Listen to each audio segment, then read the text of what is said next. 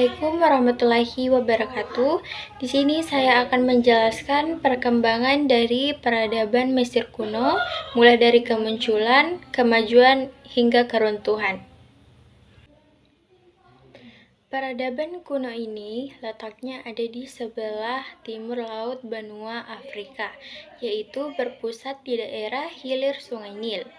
Negara yang menjadi lokasi tumbuhnya peradaban ini yaitu Mesir. Dalam sejarah manusia, pertama yang menetap di kawasan sepanjang Sungai Nil yaitu sudah ada pada tahun sekitar 5000 sebelum Masehi.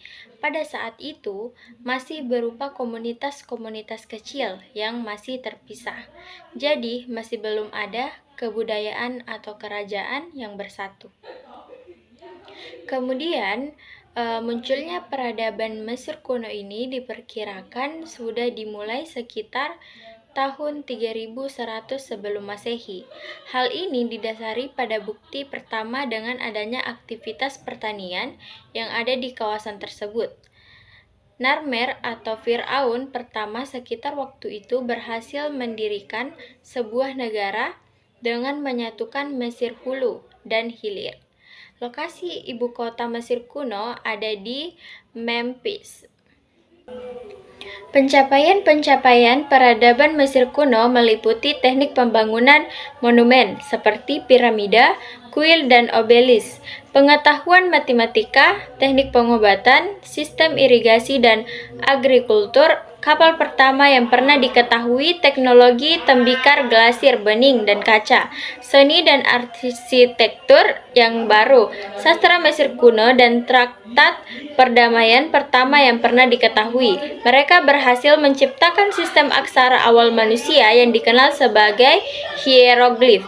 Hal itu menjadi bukti bahwa ilmu pengetahuan di Mesir kuno sangat berkembang pesat.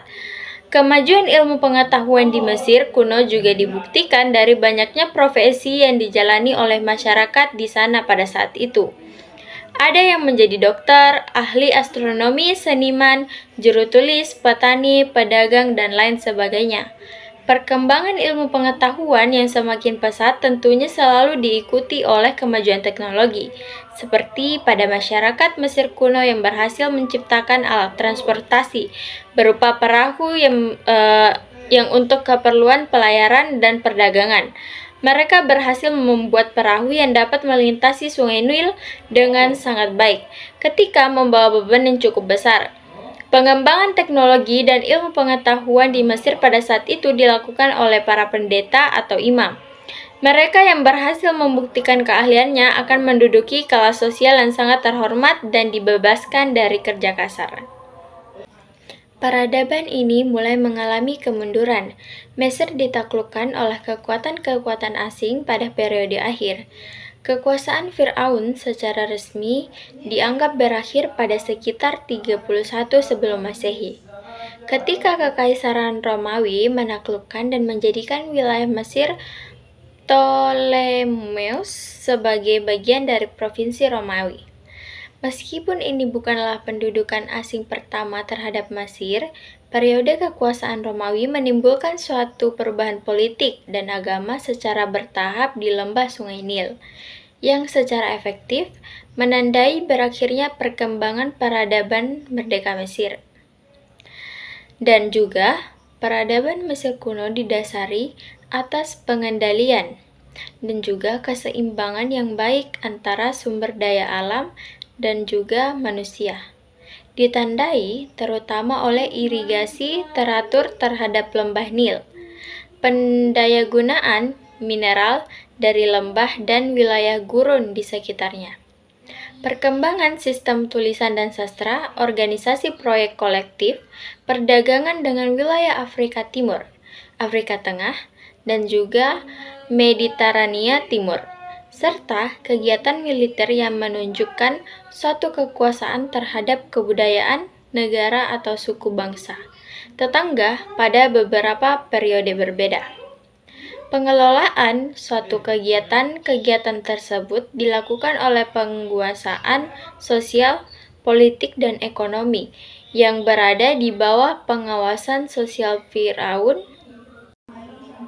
Karena beberapa faktor, peradaban di Mesir kuno ini mengalami kemunduran hingga akhirnya masa kejayaannya berakhir. Faktor tersebut diantaranya yaitu yang pertama, konflik antar keluarga kerajaan. Salah satu faktor utama yang menyebabkan kemunduran adalah adanya konflik yang terjadi antar keluarga dari kerajaan. Adanya konflik ini membuat ketidakstabilan dari politik hingga berpengaruh terhadap kestabilan negara. Dan yang kedua, yaitu serangan dari bangsa lain. Mesir kuno juga harus menghadapi serangan yang dilakukan oleh bangsa lain, terutama yaitu bangsa Hyksos. Penaklukan ini membuat kekuasaan Firaun menjadi terguncang dan memberi pengaruh terhadap budaya Mesir. Yang ketiga, terjadi bencana alam.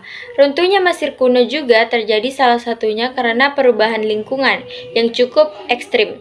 Adanya kekeringan yang berkepanjangan dan letusan gunung berapi memberikan tambahan tekanan yang besar kepada perubahan yang sudah rentan ini. Dan yang keempat, terjadi krisis ekonomi. Krisis ekonomi yang dihadapi pada masa pemerintahan Mesir kuno sangat serius. Faktor-faktor yang telah disebutkan sebelumnya turut memberikan dampak yang besar pada perekonomian Mesir.